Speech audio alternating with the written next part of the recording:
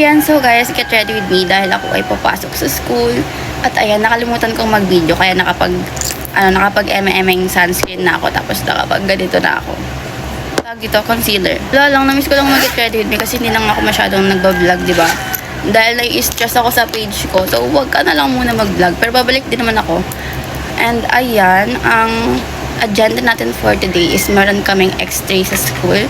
So, x-ray ang aking katawan. Tanghali na ako makakapasok ngayon kasi hindi ako naka-attend ng meeting.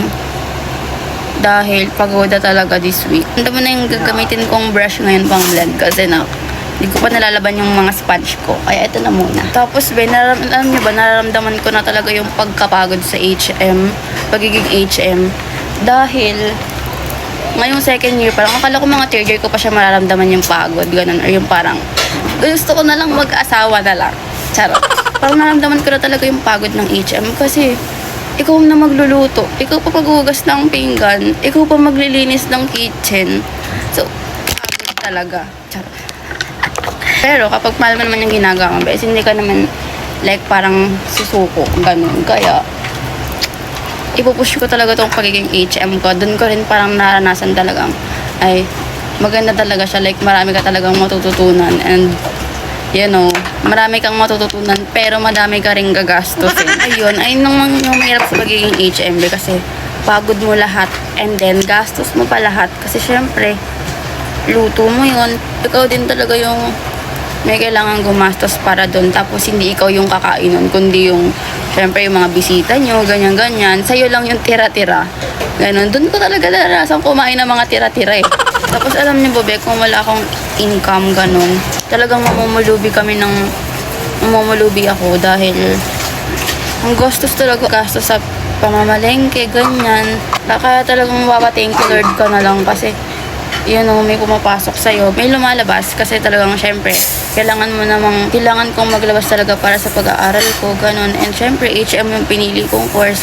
Pahirapan talaga sa pagiging HM kasi marami rin akong mga klase na nade-delay sa pagbabayad. Ganun. Ako nade-delay din ako. So, ayun, kaya kung pipili kayo ng course, talagang siguraduhin nyo yung kakayanin nyo. Kasi ako, kaya naman siya, pero kasi kung tutuusin, kung iisipin ko, na kung wala akong trabaho, ganun.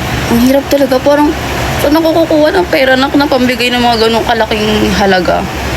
Hindi ko alam kung paano rin namin na isosolusyonan lahat ng bayarin namin magkakaklase. Kasi ang hirap din talaga yung iba na-delay sa pagbabayad, ganun. Ang kinakatuwa ko lang talaga sa HM is yung magtutulungan talaga kayo ng mga kaklase mo kasi ayun talaga yung pinakakailangan nyo, lalo na yung pagod, gano'n, yung effort nyo. Talagang magkakaintindihan ko yun na parang all for one for all kayo. Pinakagustuhan ko talaga is natututo ako ng mga gawaing bahay na dati hindi ko alam kung paano gawin. Ayun, marunong na ako mag-beddings, ganyan. Alam mo yun, yung mag-aayos kayo ng kama, ganyan, yung mga pang-hotel na style. Ayan, marunong na akong mag-ganon ngayon. Kahit hindi ko naman siyang pinangarap gawin. Dahil alam kong mahirap yun. Pero at least, diba, may matututunan. Dal-dal kasi. Alam niyo yun, parang natututunan ko yung mga bagay na kailangan ko talagang matutunan kapag nag-asawa na. Yung mga bagay na kailangan kong matutunan, kagaya nung nag-staycation kami, ganun. Marunong akong mag-ayos ng kama para hindi na mahirapan yung may-ari ng staycation na ayusin yung kama pag alis namin. Ganun, yung mga small things na ma-appreciate ng mga tao pag ginawa mo. Tapos, sa pagluluto naman, hindi ako nagluluto sa bahay dahil yung tatay ko yung nagluluto dito. As in, ngayon nagluluto pa rin siya. Tapos, sa pagluluto, marunong naman na ako. Hindi na ako palpak kagaya dati. Pumapalpak pa din ako, pero pag sa bahay ako magluluto, or kunwari kapag kami-kami lang na pamilya, ganun, magkakaibigan, palpak talaga ako magluto. Pero pagdating sa school, huwag niyo akong kinakalakalaban dyan Charot. Pagdating sa school, ewan ko, parang sinasaniban ako ng pagiging, siguro talaga chef ako noon kasi parang, alam niyo yun, humihigop ako ng inner professional chef.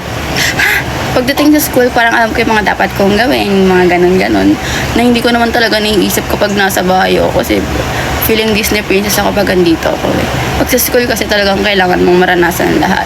Magugas ka ng pinggan doon, ganun.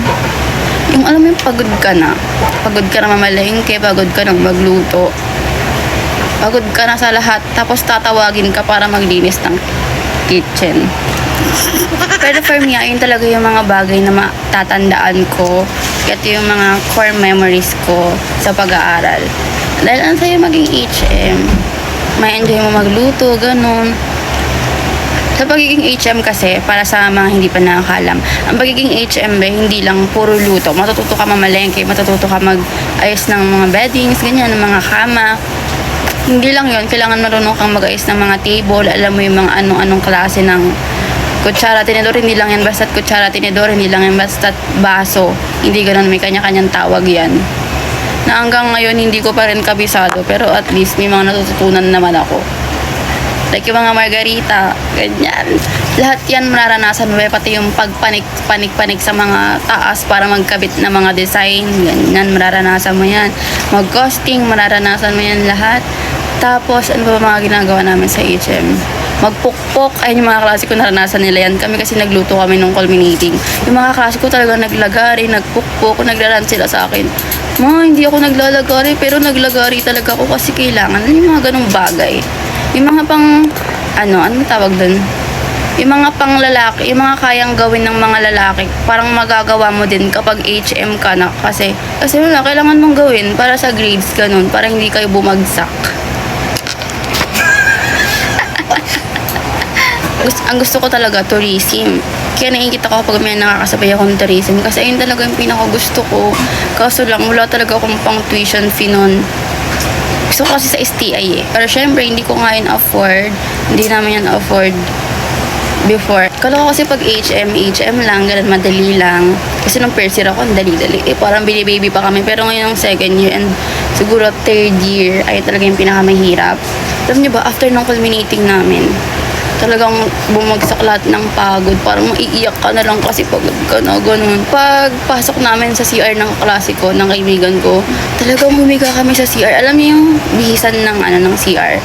Humiga na lang kami doon kasi sobrang pagod talaga kami kahit madumi yung floor.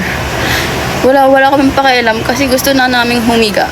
And by the way, sa mga nagtatanong kung anong ginagamit ko ng sabon, ginagamit ko is itong Beauty White Soap.